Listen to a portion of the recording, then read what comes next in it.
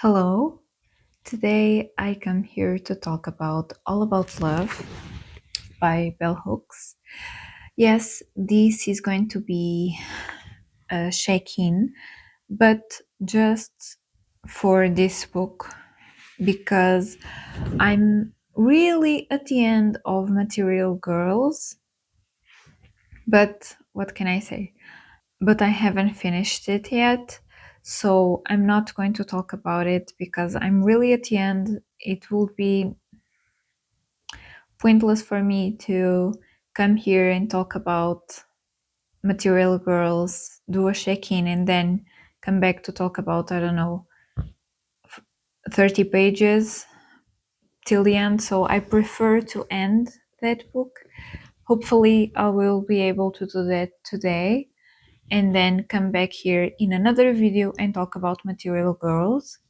So today, because I I have already finished All About Love a few days ago, I think last week, but I was waiting for me to end the reading of Material Girls for me to talk about and do a check-in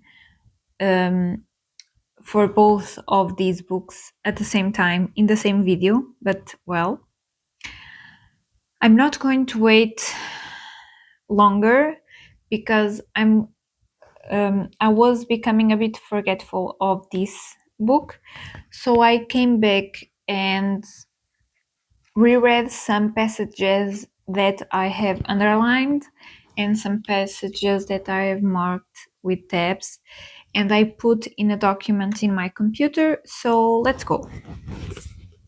In the other video that I will link here, right, and down below, where I start to talk about All About Love, I think that I said that I stopped at the chapter 5. So in today's video, I'm going to talk about chapter 6 and beyond till the end of this book. Chapter 5 is called Values, Living by a Love Ethic, and there we will, Bell Hooks, of course not we, Bell Hooks will talk about a bit about racism in the context of the United States and how people, although living in a free country, supposedly, have fear of speaking out. So she will say some things like, there is a gap between the values they claim to hold and their willingness to do the work of connecting thought and action, theory and practice to realize these values and thus create a more just society. And further on, for example, revolutionary new technologies have led us all to accept computers. Our willingness to embrace this unknown shows that we are all capable of confronting fear of radical change, that we can cope. Obviously, it is not the interest of the conservative status quo to encourage us to confront our collective fear of love. And overall cultural embrace of love ethic would mean that we would all oppose much of the public policy conservatives condone and support. In the same chapter, she also will talk about love in a more sensual term, sensual and sexual, actually. She will say some things like, we see movies in which people are represented as being in love who never talk with one another, who fall into bed without ever discussing their bodies, their sexual needs, their likes and dislikes. Indeed, the message received from the mass media is that knowledge makes love less compelling, that it is ignorance that gives love its erotic and transgressive edge. These messages are often brought to us by profiteering producers who have no clue about the art of loving, who substitute their mystified visions because they do not really know how to generally portray loving interaction. Were we, collectively, to demand that our mass media portray images that reflect love's reality, it would happen.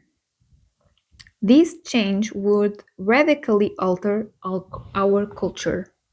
And then she will jump up to talk a bit about how violence is portrayed and how that gets ingrained or how it's perceived by us in the fact that it's present also in the mass media. So she will say something like, even though some individual scholars try to tell us there is no direct connection between images of violence and the violence confronting us in our lives, the common sense truth remains. We are all affected by the images we consume and by the state of mind we are in when watching them. I'm not going to read all, but just for you to be with an idea of where she's coming from. And I tend to concur with this and at the same time be a little more skeptic. I think there is a mixture in here. Everything she's saying, the fact that the mass media being a bit controlling and manipulative, I think is true. At the same time, that there is, I think it's also true that sometimes the mass media or even art reflect what happens in real life. So I don't think that people or the mass media or artists are inventing things that are not really happening in the world. But the fact is, nowadays, and this was published in 2001, but I think we can call it more or less recent. 21st century, right?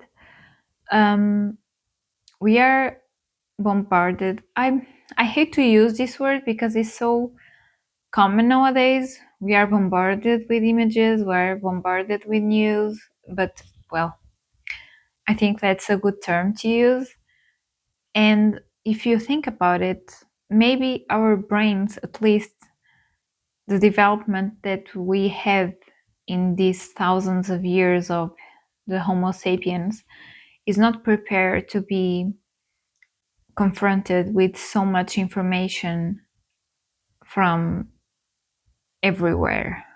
You know, social media, the news, newspapers, magazines, even talking to each other. It's so much and so much at the same time, at least for those who are exposed to that, that nowadays, again, it's almost everyone, at least, okay, in the more developed countries where this kind of thing, we are all connected, right? Or we have a connection with the internet and with television and with the mass media, right? That, yes, I think perhaps we are connected and disconnected at the same time. And when Bell Hooks wrote this book, the smartphone didn't exist yet, but still she was observing these facts. And I think this is more prevailing in our society in today and age, where the smartphone exists and we have everything in our hand every single second of the day. So I think, yes, even if we say we are not manipulated or we are not affected, just affected, I think it's almost impossible to not be, because or you become numb, one thing or another, and is so many comment commentators talking about this type of thing, that and with so many opinions and diverging opinions, that sometimes I don't even know in who to believe or who to concur with the most. But yeah, I think the images that we see, the content that we consume influences us, even though indirectly we are affected by it. And numbness is also a consequence of that. So even if you say, oh, I don't care, I don't even care about the things that I see, well, that's a consequence as well, being numb, right? She concludes, to live our lives based on the principles of love ethic, showing care, respect, knowledge, integrity, and the will to cooperate, we have to be courageous. Learning how to face our fears is one way we embrace love. Our fear may not go away, but it will not stand in the way. Those of us who have already chosen to embrace a love ethic, allowing, allowing it to govern and inform how we think and act, know that when we let our light shine, we draw to us and are drawn to other bearers of light. We are not alone. So, I think what she meant by, or what she means by this, is a sense of responsibility in your actions and a responsibility and commitment to others or to the people you choose to love and to have in your life. And so I think that's where she's coming from when she talks about love ethic. And of course, I jump around in the quotes that I read to you. I'm not giving you all of her rationalization about this, but I'm bringing here what was more important to me. And something that I had to do of homework about bell hooks was to search about her relationship with religion. And so what I found was that she was born in a family that was Christian. They were really devoted, but she also suffered from emotional and physical abuse. She attended Baptist churches in infancy, and then she embraced mystical Christianity and spirituality of African origins.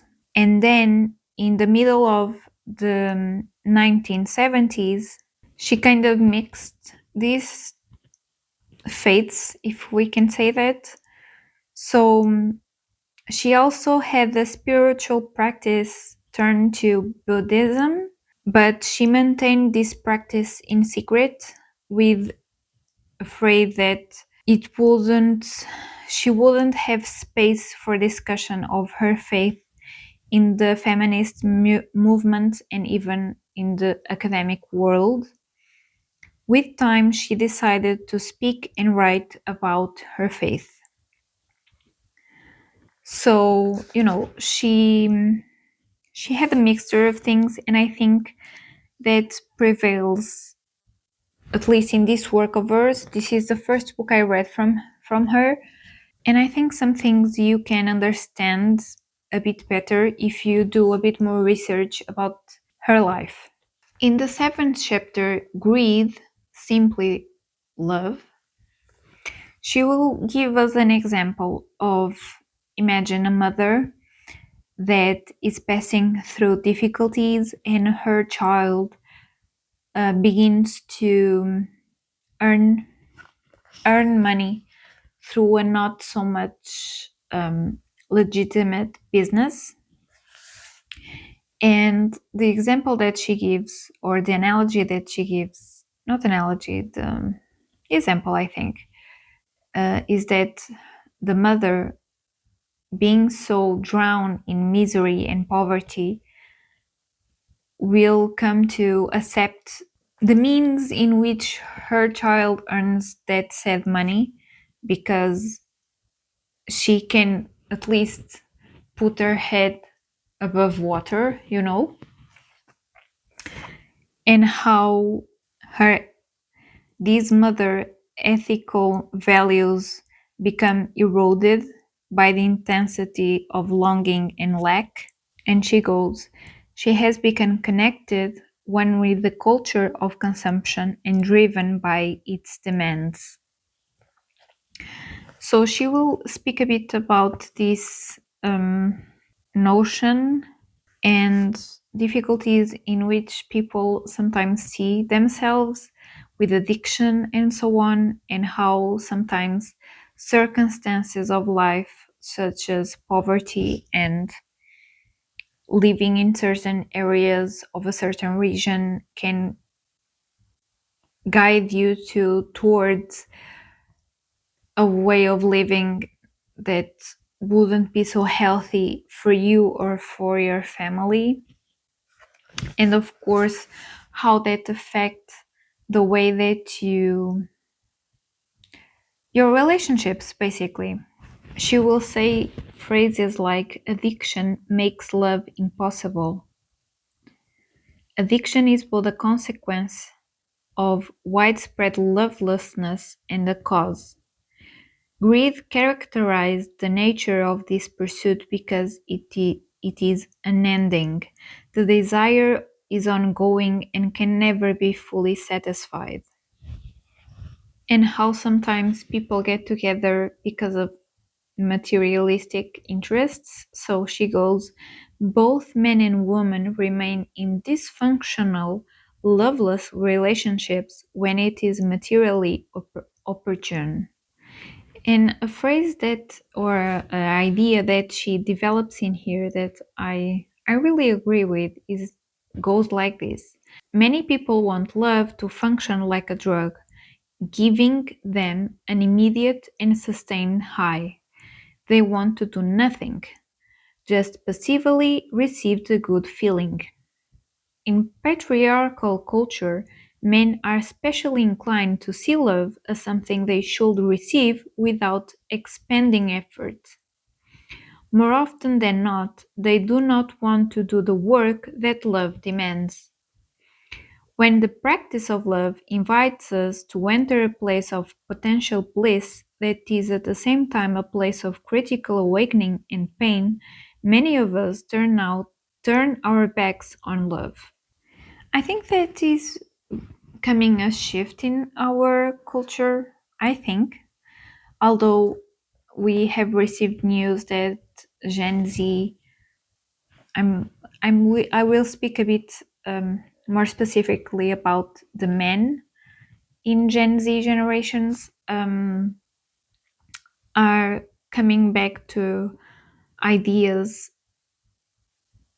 that the woman should be passive and should um, obey the man in the relationship, and even generally we are receiving those news. I don't know if that's really substantially real or not, but it's a bit frightening. But yeah, I think in a general way, I was hopeful that we were passing towards another era, but now I don't know. And a bit more about relationships. Most of us are unclear about what to do to protect and strengthen caring bonds when our self centered needs are not being met. If the will to accumulate is not already present in the television watcher or the moviegoer, it will be implanted by images that bombard the psyche with message that consuming others, not connection, should be our goal. So, the idea that you should care more about the person in front of you than for the person that she or he is, and not at all through the eyes of what she or he can give me or what I can achieve using that person, not thinking about people as how can I use them, but thinking of people of how their characteristics as a person and as friend or a lover or whatever relationship you have with that said person. I think good sense in a way, but of course our society, as we know, is not built that way. And I think that she was giving us the perception that we should roll more towards the true feeling of love for that person and not so much what can I get through this person. So, chapter 8, Community Loving Communion. Research by anthropologists and sociologists indicates that small privatized units, especially those organized around patriarchal thinking, are unhealthy environments for everyone. Globally, enlightened healthy parenting is best realized within the context of community and extended family networks. So then she will develop the idea that I think, at least, I think I'm trying, well, I think I brought what she developed in here to what we are seeing in the news again and in social media nowadays. But, the sense that woman power sometimes is talked about like woman can do everything by herself and alone with no one's help. So do everything without help. Although, again, I think this mindset is changing, at least for the people that I follow. I think they're more and more, and principally those who are mothers now, speak about this. And I think that's really important. And Bell Hooks talks a bit about this, I think, this concept that when cities were built and the day to day with going to work and coming back home and so on, and the woman come to the workforce and so on, we lost a bit about the sense of community and how even inside families and how having cousins, having uncles, having grandfathers and grandmothers, your extended family or even friends that are as family to you is so important for you to have for yourself and for your offspring, um, for you to have a more healthy life, mentally, physically, everything. So the sense of communion, the sense of community, that's the thing that she will develop in here. Chapter 9, Mutuality, the Heart of Love. If we have not been guided on love's path for most of our lives, we usually do not know how to begin loving, or what we should do and how we should act. Much of the despair young people feel about love comes from their belief that they are doing everything right, or that they have done everything right and love is still not happening. Their efforts to love and be loved just produce stress, strife, and perpetual discontent. Another thing that I underlined was the idea that, again, Bell Hooks speaks a lot actually about the perception of men towards the role and the behavioral role of a woman. And she has a phrase that she goes like, despite their support of gender equality in the public sphere, privately, deep down, they still saw love as a woman's issue. To them, a relationship was about finding someone to take care of all their needs. Again, with the passage that I read to you a bit before, yes, I tend to concur with her that I think, at least for my experience and other people that I know, um, although again, I think it's changing. I don't really know for the better, but apparently not. But yes, I think that, and of course, I'm generalizing here, okay? So I'm really sorry if it's not your case. I'm generalizing, okay? But for some experiences that I had, sometimes I felt that even through messages that men just wanted to be entertained, and it it had to be all, in this case, I will speak for myself, okay, that I had to do all the effort in messaging him so that he would be entertained and would be satisfied, I suppose. So they will say hi and nothing else, for instance, okay, and in the middle of the day, and they will complain if um, I don't respond right away, or if I don't have the answer that they were looking for.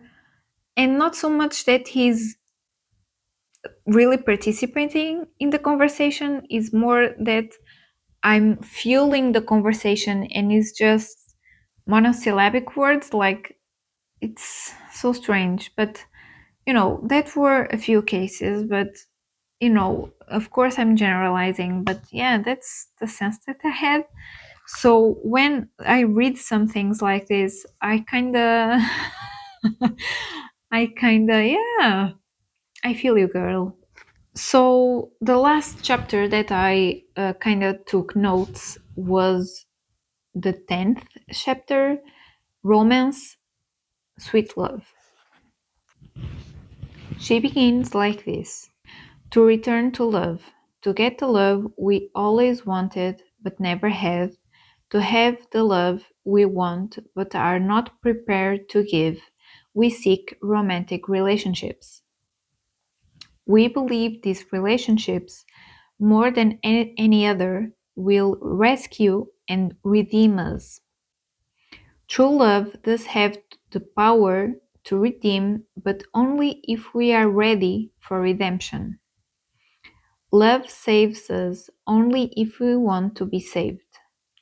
So many seekers after love are taught in childhood to feel unworthy, that nobody could love them as they really are, and they construct a false self.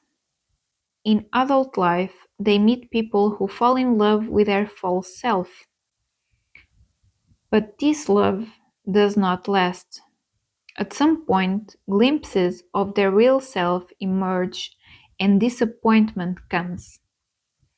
Rejected by their chosen love, the message received in childhood is confirmed. Nobody could love them as they really are. As I said before, Bell Hooks talks a bit about her own relationships that she had with men in her life, and also with testimonies or people that she knew, or relationships of people that she knew or interviewed during this work. And I found this very true as well, what I have read to you. Sometimes we make a mask, we construct around us a mask that we sometimes are acting. I think I speak for myself.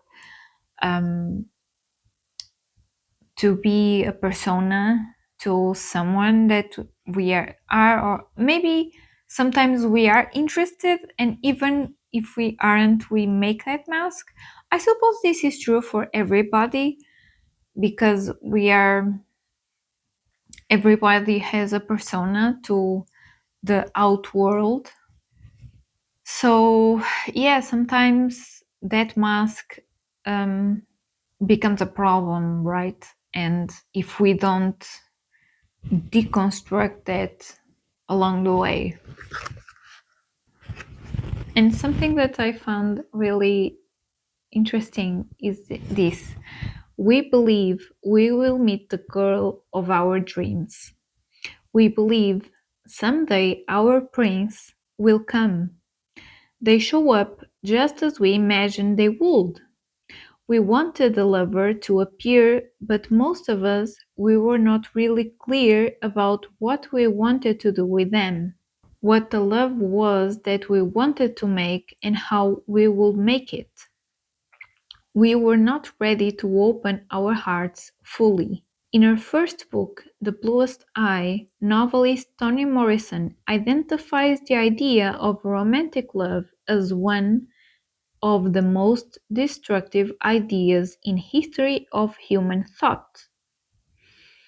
Its destructiveness resides in the notion that we come to love with no will and no capacity to choose. This illusion, perpetuated by so much romantic lore, stands in the way of our learning how to love. To sustain our fantasy, we substitute romance for love. And more further she goes. In the essay Love and Need, Thomas Merton contends, the expression to fall in love reflects a peculiar attitude towards love and life itself, a mixture of fear, awe, fascination, and confusion. It implies suspicion, doubt, hesitation in the presence of something unavoidable, yet not fully reliable. If you do not know what you feel, then it is difficult to choose love. It is better to fall. Then you do not have to be responsible for your actions. And I found this thought really interesting. You know, I think the notions that she and the ideas and the arguments that she's putting forward here is that, and again I speak for myself, with the Disney movies of the princesses, with the romantic comes, and so on and so forth, we are with that notion that the perfect man will come to our lives, and you will only look at him, and that will be a click, and that will be it.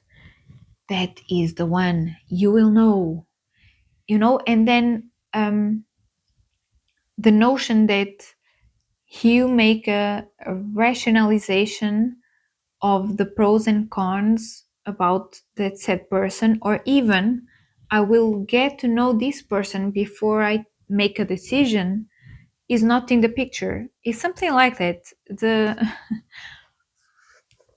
And it's really curious how, again, coming back to that theme that the mass media will bombard you and you will be manipulated. I feel some things occur to me like that. Yeah, some notions that I suppose I still have are of those years of watching movies, talking with other girls that were as me, seeing those sad movies or those sad magazines and hearing those love stories and so on and so forth, that the decision making, rational decision making, was not in the picture. Was everything was ethereal, everything was oh, the the Edwards of our lives. I'm talking about Twilight. Do you know that scene where he enters the cafeteria of the school and Bella just eats him? Like those type of things, you are always waiting for that to happen to you. And you come to an age like myself that you kind of, I don't think that's how it's going to go. So I think that's what bell hooks. At least this is my interpretation. I'm sorry if it's nothing like what you read, but it's my interpretation. And she makes good points in here, I think. So I really enjoy this book. Not every single thing that she wrote, I have to confess, but in general, I think she has good points in here. As I said in the last video when I talked about this book, the first few chapters were a bit, I don't know where this is going. I was a bit doubtful, but in the middle, towards the end, some good arguments, at least in my opinion, were given to us. So this was a really good read for me, and I hope it will be a good read for you too. And that will be all for me today, so I will see you on the next one. Bye.